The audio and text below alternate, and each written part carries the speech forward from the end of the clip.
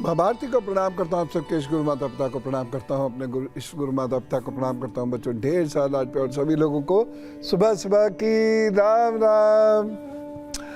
सुबह सुबह उत्साहित रहा कीजिए, सुबह सुबह थोड़ा ज्ञान लिया कीजिए, थोड़ा भजन सुना कीजिए, धर्म की बात किया कीजिए, शास्त्र समझने की कोशिश किया कीजिए और फिर शुद्ध पवित्र मन से अपने काम पर निकला कीजिए।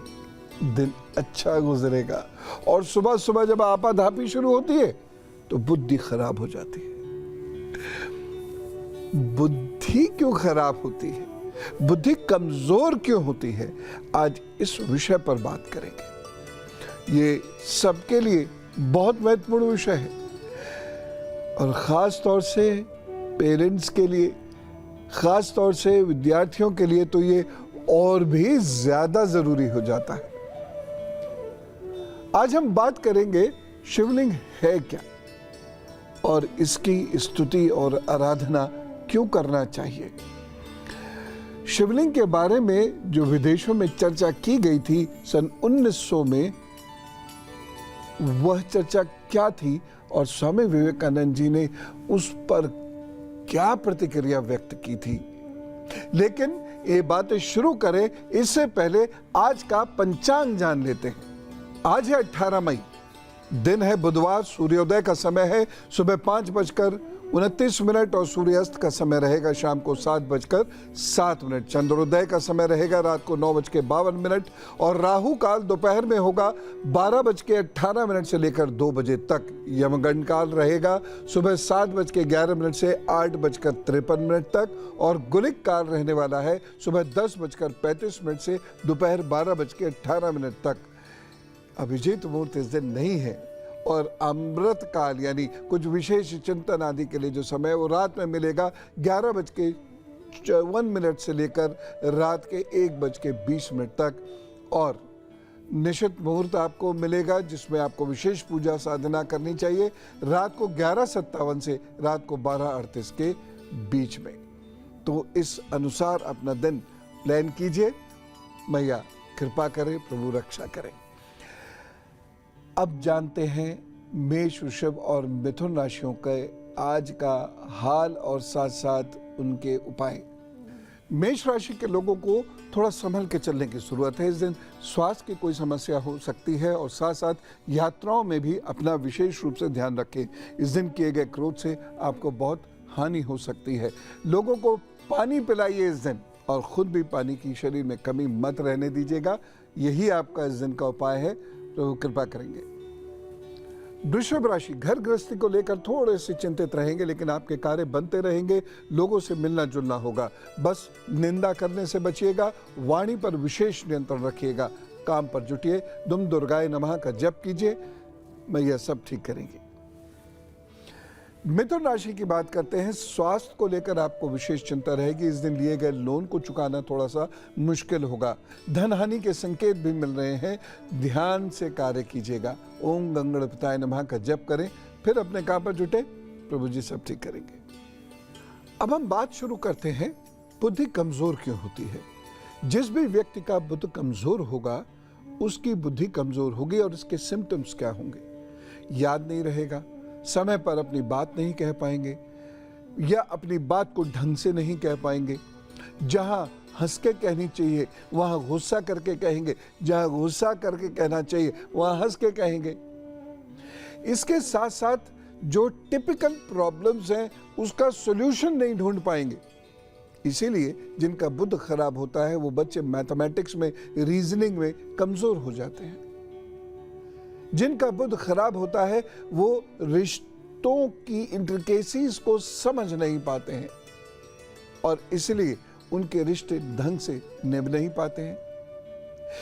जिनका बुद्ध खराब होता है वो फाइनेंस से रिलेटेड सही निर्णय नहीं ले पाते। इसलिए जिनका बुद्ध खराब होता है मैं उनसे कहता हूं कि स्टॉक मार्केट में आप बहुत सोच समझकर सलाह लेकर ही काम कीजिएगा। अपना दिमाग लगा के काम करेंगे तो आप चीजों को सही तरीके से समझ नहीं पाएंगे। जिनका बुद्ध खराब होता है वह कभी कभी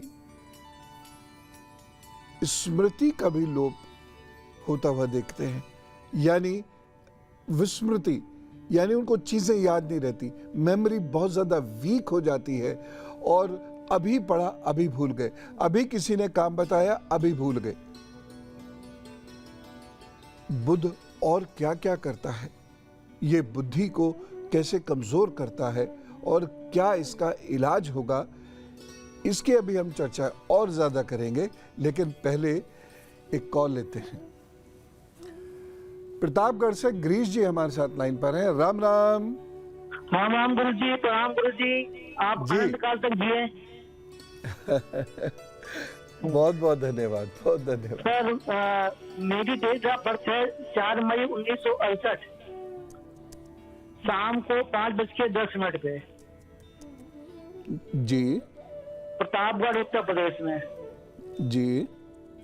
सर मेरी नौकरी छूट गई है सर, मुझे नौकरी कब तक मिलेगी सर? और बहुत मेहनत करने के बाद भी फल नहीं मिलता। जी, आप उपाय लिखिए और बस मुझे ये बता दीजिए कि आपकी नौकरी कब छूटी है। मेरी नौकरी 30 तारीख छूटती है, अप्रैल को। 30 अप्रैल को छूटी है, ठीक है। 30 अप्रैल 2022। जी हाँ, मैं समझ गया। अब आपने जो उपाय करना है, रोजाना आपने दाना और पानी चिड़ियों को देना है, छत पर दाना पानी रखना है रोजाना, एक काम। दूसरा कार्य आपने ये करना है कि हर मंगलवार को और शनिवार को सुंदरकांड का पाठ अवश्य करना है। कम से कम शनिवार को सुंदरकांड का पाठ अवश्य कीजिएगा। सुंदरकांड का पाठ करने के उपरांत प्रसाद जरूर बांटिएगा और जरूरतमंद लोगों को उसी समय उड़द की दाल का दान भी कर दीजिए। ये 2 उपाय कर दीजिए।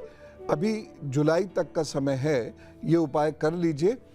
और अगर आपने उपाय कर लिए तो जुलाई अंत में, नहीं तो अगस्त फर्स्ट वीक तक आते आते आपको नौकरी मिल जाएगी। लेकिन मैं पुनः कह रहा हूँ, ये उपाय बहुत शिद्दत से कीजिएगा। अगर नहीं किए तो फिर थोड़ा सा दिक्कत होगी। अब जानते हैं कर्क सिंह और कन्या राशि का हाल। कर्क राशि वाले लोगों को थोड़ा सा संभल के चलना पड़ेगा, निर्णय सोच समझ कर लें और किसी के बारे में एकदम कोई राय नहीं बनाएं, अन्यथा रिश्तों पर बुरा फर्क पड़ सकता है, बुरा असर पड़ सकता है। पेट का थोड़ा ध्यान रखें, जल लें, बाहर का भोजन खाने से बचें और किसी को उधार देने से भी बचेंगे तो अच्छा रहेगा। नमः शिवाय का जप कीजिए थोड़ी देर, फिर अपने काम पर जुटिए, प्रभु जी सब ठीक करेंगे। सिंह राशि के लोगों के लिए इस दिन माता पिता के हालचाल पूछना, उनका साथ देना बहुत जरूरी है। पिता के लिए विशेष रूप से मैं कहना चाहूंगा कि आपके पिता के संबंध बने रहें, ध्यान रखिएगा। आपके और आपके बॉस के संबंध बने रहें, इस बात का भी आपको बहुत ख्याल रखना है। जल्दबाजी में वाहन और घर तय मत कीजिएगा, यानी खरीदना नहीं है जल्दबाजी के अंदर। बाकी कुल मिला के समय अच्छा है, सूर्य को जल दीजिए, प्रभु जी सब ठीक करेंगे। कन्या राशि की बात करता हूं, कुछ यात्राएं हो सकती हैं, यद्यपि उसका कोई बहुत लाभ आपको मिलता दिखाई नहीं दे रहा, लेकिन फिर भी मैं कहूँगा यात्राएं कीजिएगा, उससे भाग्योन्नति आपकी अवश्य होगी। यात्रा में कुछ लोगों का सानिध्य प्राप्त होने की वजह से भी आपको तरक्की होगी। विद्यार्थियों के लिए यह दिन अच्छा है, जम के मेहनत करें, भाग्य उदय करने वाला सिद्ध होगा। इस दिन यदि आप कोई ज्ञान लेते हैं तो बाकी कुल मिला के समय ठीक ही लग रहा है। इस दिन किसी को भोजन का दान अवश्य कीजिएगा।